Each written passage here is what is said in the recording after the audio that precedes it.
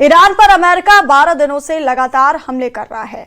अभी तक पश्चिमी और दक्षिणी ईरान में कम से कम 9 ईरानी ठिकानों को पूरी तरह से तबाह करने का दावा अमेरिका ने किया है।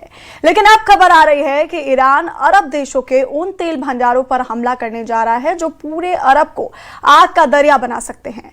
इधर ट्रंप ने हॉर्मुज पर कब्जा करने का ब्लूप्रिंट सेंटकॉम को भेज दिया है। अब देखना होगा कि अगले 24 से 48 घंटे में अमेरिका ईरान पर किस तरह का और कितना बड़ा हमला करता है।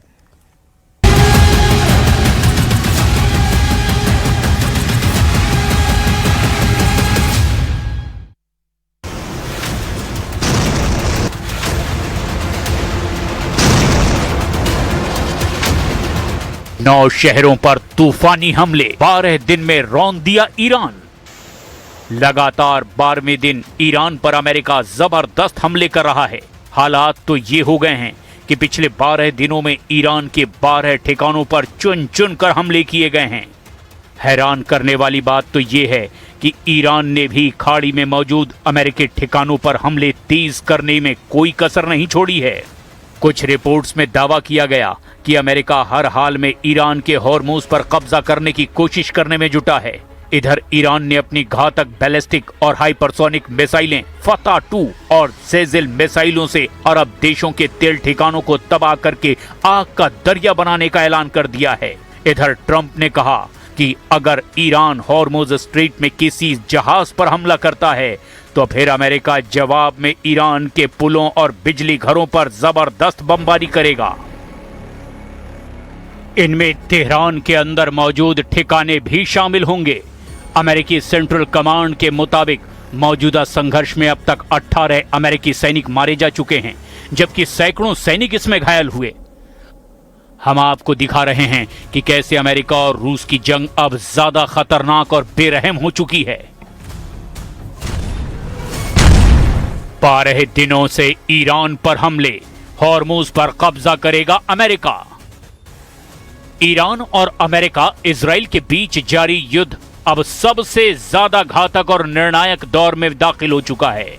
अमेरिकी रक्षा कमान यानी सेंटकॉम ने बीते 24 घंटे के दौरान ईरान पर लगातार 12वीं रात भारी हवाई हमले किए हैं। दूसरी तरफ वॉशिंगटन से राष्ट्रपति डोनाल्ड ट्रंप का एक सनसनीखेज बयान सामने आया, जिसमें उन्होंने सीधे तौर पर ईरान के सबसे गुप्त और अभेद परमाणु ठिकाने पिकैक्स माउंटेन को तबाह करने की चेतावनी दे दी है। क्या पिकैक्स माउंटेन पर अमेरिका बड़ा प्रहार करने वाला है? स्ट्रेट ऑफ हॉर्मुज में जहाजों पर हुए हमलों के बाद ट्रंप ने तेहरान को क्या अल्टीमेटम दे दिया है? और ईरान ने जॉर्डन से लेकर फारस की खाड़ी तक कैसे पलटवार किया है? सबसे पहले बात रात में हुए हमलों की।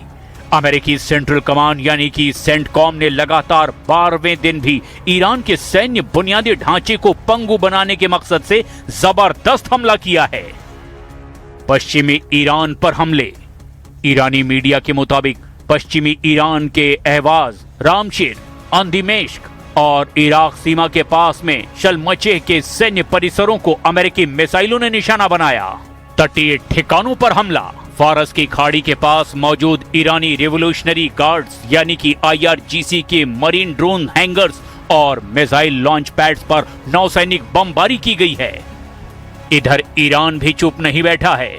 सुबह के वक्त ईरान के IRGC ने जॉर्डन में मौजूद अमेरिकी बेस पर जबरदस्त हमला करके उसके third missile defence radar, patriot system और CRAM सिस्टम को भी भारी नुकसान पहुंचाया। जॉर्डन के रक्षा विभाग ने भी पुष्टि की है कि उसकी वायु रक्षा प्रणाली ने 4 ईरानी बैलिस्टिक मिसाइलों को बीच हवा में इंटरसेप्ट किया है। इधर ट्रंप ने चेतावनी दी कि यदि ईरान ने हॉर्मुज में किसी भी अमेरिकी या वाणिज्यिक जहाज पर हमला किया तो अमेरिका ईरान के हर एक हमले के बदले तेहरान और आसपास के एक एक पुल और पावर प्लांट को बम से उड़ा देगा। And the stock market has said, and that's with this skirmish we have going on. I call it a skirmish. This is with this skirmish we have with the Islamic Republic of Iran, and I call it that because let me tell you, they're getting hit so hard, and they want to make a deal. But I say they're not ready to make a deal. because every time they make a deal, they want to change it and everything. They're not ready. They'll be ready very soon. Iran युद्ध हुआ तूफानी, Hormuz पर कब्जे का blueprint. ये महज दो देशों का टकराव नहीं, ये दुनिया की सबसे अहम समुद्री व्यापार लाइन स्ट्रेट ऑफ हॉर्मुज को बचाने और उस पर कब्जा जमाने की जंग बन चुकी है। 12 रातों की इस लड़ाई ने ईरान युद्ध को महायुद्ध में तब्दील कर दिया है। अमेरिका ने पूरे मिडिल ईस्ट में तैनात अपने 50,000 सैनिकों को हाई अलर्ट मोड पर रखा है। बहरीन में तैनात अमेरिकी नौसेना के 5वें बेड़े को आक्रामक कार्रवाई का निर्देश दे दिया गया है। बहरीन में सुबह से ही मिसाइल अलर्ट के सायरन गूंज उठे हैं। इधर इजरायली सेना यानी आईडीएफ के प्रमुख लेफ्टिनेंट जनरल अयाल जमीर ने बड़ा ऐलान करते हुए कहा कि हम ईरान के खिलाफ पूर्ण युद्ध फिर से शुरू करने के लिए 100% तैयार हैं। जॉर्डन के अकाबा शहर की तरफ दागी गई ईरानी मिसाइलों के बाद इजराइल में भी खतरे की घंटियां बज रही है। ईरान में अमेरिका की तूफानी हमलों का दायरा काफी बढ़ चुका है। अमेरिकी सेंट्रल कमांड ने पिछले 12 दिनों में ईरान के हॉर्मुज़गान प्रांत, बंदर अब्बास, सिरिक पोर्ट, केशम द्वीप और खार्ग आइलैंड, जो कि ईरान के तेल निर्यात की रीढ़ है, वहां भी जबरदस्त बमबारी की है। खार्ग द्वीप और बंदर अब्बास के इंफ्रास्ट्रक्चर को भारी नुकसान हुआ है। हॉर्मुज़गान में डेसैलिनेशन यानी कि पानी को पीने लायक बनाने वाले प्लांट्स पर हमलों से हजारों ईरानी नागरिक पानी के गंभीर संकट से गुजर रहे हैं। ईरान के missile launch pads, air defence radar और कमांड सेंटरों पर सैकड़ों बम गिराए गए हैं। एक तरफ अमेरिका अपनी सैन्य ताकत और फाइटर जेट्स के जरिए ईरान के इंफ्रास्ट्रक्चर और नेवी को तबाह करने में जुटा हुआ है, तो वहीं दूसरी तरफ ईरान अपनी एसिमेट्रिक वॉरफेयर नीति यानी कि सस्ते ड्रोन्स, घातक बैलिस्टिक मिसाइलों और हॉर्मुज़ की नाकेबंदी के जरिए अमेरिका और उसके सहयोगियों की कमर तोड़ रहा है। تمام شد هم مذاکره هم جنگ تمام شد. ما اگر در 2-3 روز آینده آمریکایی‌ها جنگ رو ادامه بدن وارد مرحله تهاجمی و انهدامی کامل خواهیم شد. हॉर्मुज़ में हाहाकारी हमले, अरब में ईरान का आपातकाल। इस वक्त पश्चिम एशिया से जो खबरें आ रही है वो रूह कपा देने वाली है। पिछले 24 घंटों में अमेरिका और ईरान के बीच चल रहा युद्ध उस विनाशकारी मोड़ पर पहुंच चुका है जहां से अब पीछे लौटने का कोई रास्ता नहीं बचा। जॉर्डन में अमेरिकी मिलिट्री बेस पर हुए ईरानी हमलों के बाद अब अमेरिकी राष्ट्रपति डोनाल्ड ट्रंप का गुस्सा 7वें आसमान पर है। ट्रंप ने पेंटागन को ऑन कैमरा और खुफिया तौर पर एक ही लाइन का आदेश दिया है, ईरान को नरक में बदल दो। इस आदेश के ठीक बाद अमेरिकी सेंट्रल कमांड यानी सेंटकॉम ने लगातार 8वीं रात ईरान के सैन्य और नागरिक इंफ्रास्ट्रक्चर पर अब तक का सबसे भीषण हवाई और मिसाइल हमला किया है। पिछले 8 दिनों से ईरान पर दिन और रात बिना रुके लगातार हमले अमेरिकी सेना कर रही है। पिछले 8 दिनों में अमेरिका ने ईरान के बंदर अब्बास, केशम द्वीप, चाबहार, दक्षिण तटीय सैन्य ठिकाने, मिसाइल और drone storage, IRGC command centre, radar और एयर डिफेंस सिस्टम को भी तबाह कर दिया है। यहां किए गए हमलों से सिर्फ नौसैनिक डॉकयार्ड ही नहीं बल्कि बंदर खमीर से जुड़ने वाले रेलवे स्टेशन और मिलिट्री लॉजिस्टिक्स डिपो को भी जमींदोज कर दिया गया है। बात अगर चाबहार पोर्ट की करें तो अमेरिकी सेंट्रल कमांड यानी कि सेंटकॉम ने वहां के शाहिद कलंतारी टर्मिनल के मैरीटाइम कम्युनिकेशन और सर्विलांस टावर को मलबे में तब्दील कर दिया है, जिससे इस तटीय इलाके में भयंकर बिजली संकट और ब्लैकआउट की स्थिति पैदा हो गई है। इतना ही नहीं, रणनीतिक रूप से महत्वपूर्ण ईरान शहर एयरपोर्ट को निशाना बना करके अमेरिकी लड़ाकू विमानों ने ईरान की सीमा तक पहुंचने वाले लॉजिस्टिक और हथियारों की सप्लाई लाइन को भी ध्वस्त कर दिया है। यानी इस बार ट्रंप का मिशन सिर्फ ईरान को डराना नहीं बल्कि हॉर्मुज़ पर पूरी तरह से अपना कंट्रोल हासिल करना है। To me, I think it's over. I don't want to deal with them anymore. They're scum. You know what scum is? They're scum. They're sick people. They're led by sick people. And they're vicious, violent people. And if they had a nuclear weapon, they'd use it. As far as I'm concerned, it's over. ईरानी हमले से दहला अरब, रद्दी का टुकड़ा है MOU. Iran भी घुटने टेकने को तैयार नहीं है। उसने अमेरिका के साथ हुए पुराने तमाम समझौतों को रद्दी का टुकड़ा घोषित कर दिया है। ईरान अब कुवैत से लेकर जॉर्डन तक फैले अमेरिकी सैन्य ठिकानों पर मिसाइलों का कहर बरपा रहा है। जॉर्डन की जमीन पर ईरान ने इस युद्ध का अब तक का सबसे बड़ा हमला किया है। मुअफ्फक सॉल्ट एयरबेस और रुकबान में मौजूद टावर 22 पर हमला किया। इस हमले में 3 अमेरिकी सैनिक मारे गए हैं। ईरान के साथ रूस चीन होकर रहेगा तीसरा विश्व युद्ध। जॉर्डन में अपने सैनिकों की मौत से तिलमिलाए डोनाल्ड ट्रंप ने अमेरिकी जनरल को फ्री हैंड दे दिया है, लेकिन यही वो मोड़ है जहां युद्ध एक वैश्विक विनाश का रूप ले सकता है। ईरान के पीछे चीन और रूस जैसे परमाणु पावर देश हैं, जिसने ईरान युद्ध को और भी ज्यादा खूनी बना दिया है। चीन और पाकिस्तान कूटनीतिक रूप से दोनों देशों से युद्ध रोकने की अपील तो कर रहे हैं, लेकिन पर्दे के पीछे की कहानी कुछ और ही है। खुफिया रिपोर्ट्स के मुताबिक अगले 48 घंटे इस सदी के सबसे खतरनाक 48 घंटे होने वाले हैं। अमेरिकी सेना अब ईरान के सबसे बड़े और मुख्य तेल केंद्र खार्ग द्वीप पर सीधे कब्जे की तैयारी कर रही है, जहां से ईरान का 90% तेल निर्यात होता है। इसके साथ ही ईरान के परमाणु ठिकानों जैसे नतांज और बुशर पर बड़े साइबर और मिसाइल हमले की योजना है। मिलिट्री एक्सपर्ट्स का दावा है कि अगर अमेरिका ने खार्ग द्वीप पर परमाणु केंद्रों पर सीधी कार्रवाई की तो फिर रूस और चीन इस युद्ध में सीधे तौर पर कूद सकते हैं। चीन को अपने उद्योगों के लिए ईरानी तेल की सख्त जरूरत है। वहीं रूस इस मौके का इस्तेमाल अमेरिका को मध्य पूर्व में हमेशा के लिए दफन करने के लिए कर सकता है। अगर ऐसा हुआ तो ये जंग वॉशिंगटन और तेहरान के बीच नहीं, बल्कि नेटो बनाम रूस चीन ईरान ब्लॉक के बीच होगी, यानी एक सीधा और पूर्ण विश्व युद्ध। The criminal United States continues its lawlessness and its efforts to destabilize the region. First, we once again stress that under no circumstances and in no way will we allow the United States, as a foreign and extra-regional country, to interfere in the Strait of Hormuz. This is Iran's inviolable red line. अब ऐसे हालात में देखना ये होगा कि अगर America और ज्यादा तीखे हमले ईरान पर करता है तो यकीन मानिए ये युद्ध बेहद विनाशक होने वाला है और इसका असर अरब देशों पर सीधा पड़ने वाला है।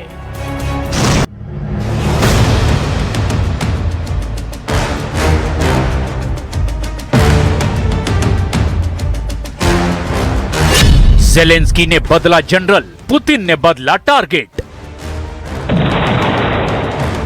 रूस यूक्रेन जंग को 4 साल 5 महीने से ज्यादा का वक्त हो चुका है। अब तक जिस यूक्रेन को युद्ध करने के लिए बच्चा बोला जाता था, वो बच्चा 1610 दिन तक लगातार जंग करने के बाद रूस के सामने बाहुबली बनकर डटा हुआ है। बेरहम, खूनी और जुनून की हद तक जंग जीतने का जज्बा रूस यूक्रेन जंग को इस वक्त पृथ्वी का सबसे खतरनाक जंगी मोर्चा बना चुका है। भले ही रूस ने यूक्रेन की 20% जमीन पर कब्जा कर लिया हो, लेकिन यह भी सच है कि यूक्रेन ने जंग में कमजोर पड़ने की बजाय जमकर युद्ध करना सीख लिया है। और यही वजह है कि इस वक्त यूक्रेन ड्रोन और मिसाइलों के साथ रूसी एयर डिफेंस सिस्टम को झकाते हुए लगभग 3000 किलोमीटर अंदर घुसकर रूस में जबरदस्त तबाही मचा रहा है। लगभग 11 रूसी तेल रिफाइनरियों को यूक्रेनी सेना ने फूंक डाला है। हालांकि रूस ने भी यूक्रेन पर पिछले 7 दिनों में जिस भयानक अंदाज से हमला किया, उसे देखकर ज़ेलेंस्की की चीखें निकल पड़ी हैं। लगभग 82 देशों से सीधी या फिर पर्दे के पीछे से मिल रही मदद यूक्रेन के लिए संजीवनी बूटी साबित हो रही है। लेकिन अब राष्ट्रपति ज़ेलेंस्की ने कुछ ऐसे फैसले लिए हैं जिसने यूक्रेन के साथ साथ पूरी दुनिया को चौंका कर रख दिया है। जेलेंस्की ने यूक्रेन के चीफ जनरल सिरस्की को हटा करके उनकी जगह जनरल द्रपाती को यूक्रेन युद्ध में कमान सौंप दी है। दावा किया जा रहा है कि जनरल द्रपाती ने ही मॉस्को तक यूक्रेनी ड्रोन से हमले करवाए। वहीं दूसरी तरफ पुतिन ने अचानक अपने टारगेट बदलने शुरू कर दिए हैं। खबर है कि पुतिन अब कीव के साथ साथ पूरे पूर्वी यूक्रेन पर कब्जा करने के लिए नई रणनीति बना चुके हैं और इसी के आधार पर अब रूसी मिसाइलों से बेहद सटीक हमले यूक्रेनी शहरों पर किए जा रहे हैं। यानी पल पल घटनाक्रम बदल रहा है। लेकिन हम शुरुआत करते हैं जेलेंस्की के उस जंगी जुनून से जिसने यूक्रेन के टॉप कमांडरों को पूरी तरह से बदल डाला है। जंग में उतरा जेलेंस्की का जल्लाद, सिरस्की की छुट्टी, द्रपाती की एंट्री। दावों के मुताबिक यूक्रेन के राष्ट्रपति व्लादिमीर जेलेंस्की ने जबरदस्त प्रदर्शनों और सेना के भीतर बढ़ती नाराजगी को देखते हुए commander in chief general Alexander Syrskyi को बर्खास्त कर दिया है। मिखाइलो द्रपाती को यूक्रेन का नया सेना प्रमुख नियुक्त किया गया है। अब आप ये जान लीजिए कि आखिर क्यों जेलेंस्की को ये बड़ा कदम उठाना पड़ा। इस वक्त बखमुत से लेकर खार्किव और डोनेत्स्क के मोर्चों पर क्या हालात बने हुए हैं और पिछले 48 घंटों में रूस और यूक्रेन ने किन किन घातक हथियारों और मिसाइलों से एक दूसरे पर आक्रमण किया है। पहले ये जान लीजिए कि यूक्रेन के अंदरूनी हालात इस वक्त क्या हैं। 22 जुलाई 2026 को राष्ट्रपति व्लादिमीर जेलेंस्की ने सोशल मीडिया पर एक बयान जारी करते हुए सैन्य नेतृत्व में फेरबदल की घोषणा की।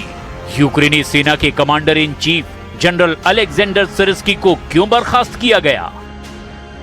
जनरल सिरस्की को सोवियत दौर की पुरानी सोच वाला कमांडर माना जाता था।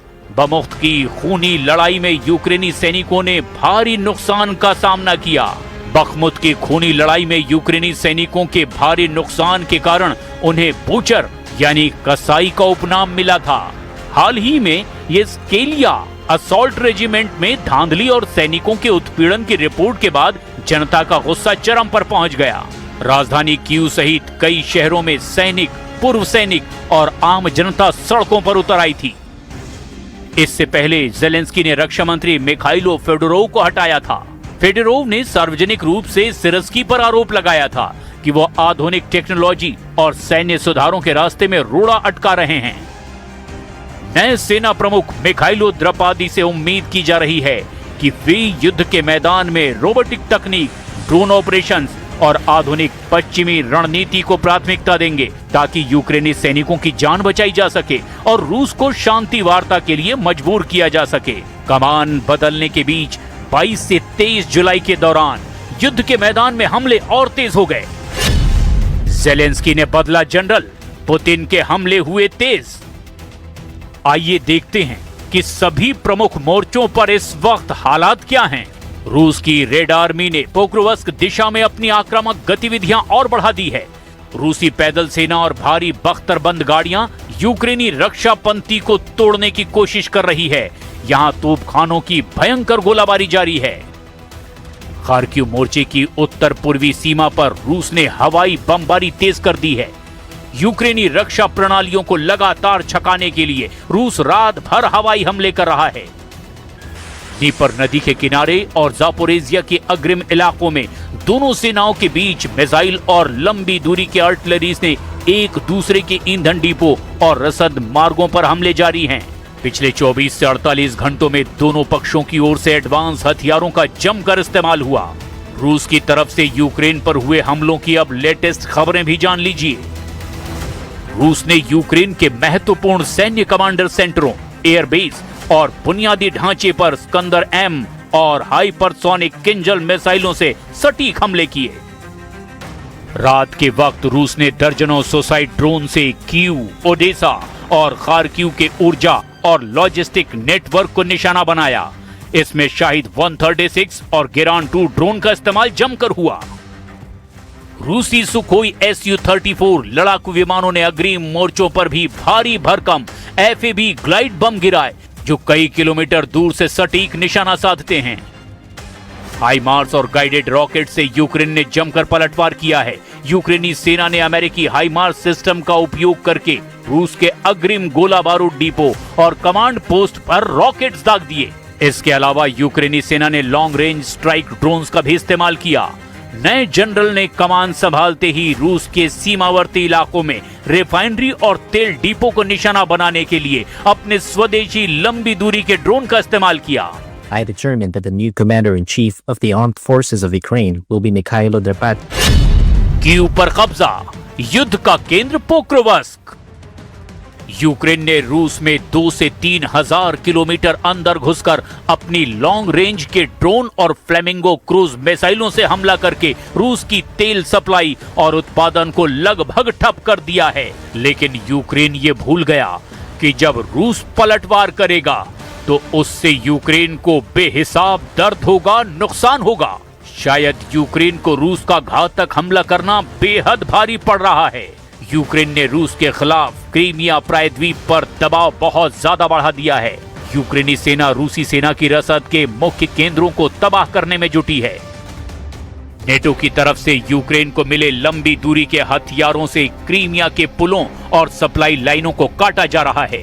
2026 के शुरुआती महीनों में नेटो की नई हथियारों की खेप मिलने के बाद यूक्रेन ने दक्षिणी यूक्रेन और पश्चिमी जापोरेजिया में कई इलाकों को दोबारा आजाद कराकर पुतिन की अग्रिम सेना को पीछे धकेला।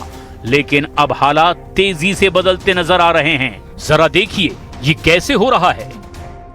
इन 2 तस्वीरों और उनके आंकड़ों पर नजर डालिए। यूक्रेन ने हाल के हफ्तों में रूस के भीतर घुसकर रूसी रिफाइनरियों को बुरी तरह से तबाह किया है। रूसी ड्रोन हमलों की वजह से रूस में पेट्रोल डीजल की भारी किल्लत हो गई है।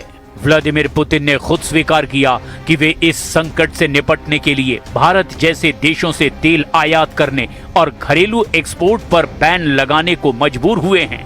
लेकिन कीव पर रूस के ताजा हमलों से ज़ेलेंस्की और उनकी सेना के कमांडर भी सकपका गए हैं।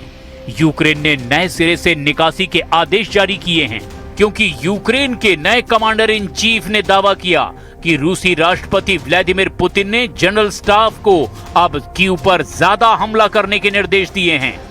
यूक्रेनी अधिकारियों का मानना है कि रूस कई मोर्चों पर दबाव बनाए रखते हुए ब्रैंस्क क्षेत्र से एक नया अभियान शुरू कर सकता है। खुफिया और वॉर एक्सपर्ट्स के मुताबिक रूस के द्वारा कीव पर अचानक हमलों की तीव्रता बढ़ाने के पीछे 3 प्रमुख वजह हैं।